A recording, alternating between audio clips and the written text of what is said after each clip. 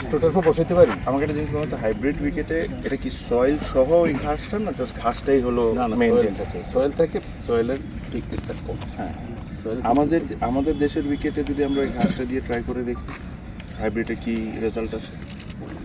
Soil তো একই, হ্যাঁ, যেটাই আমি দিলাম, শুধু যে রাবারি টাইপ গ্রাসটা থাকে, একটু প্লাস্টিক প্লাস্টিক ইয়ে থাকে, ওইটার সাথে মিক্স থাকে। হ্যাঁ, তো এটা আমাদের দেশের মাটিতে করে দেখেন কেমন রেজাল্ট দেয়, করতে সমস্যা নেই। করা যাবে, মাটি ওইটার জন্য খুব বেশি। বাট ওই ঘাসটা কই পাবো? ঘাসটা কোন জায়গা থেকে আনতে হবে?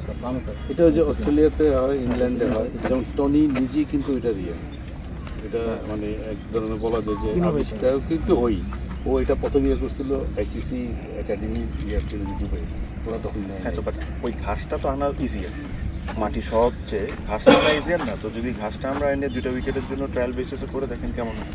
ওইটা টনি বলছিল অনেক কষ্ট এফেক্টিভ।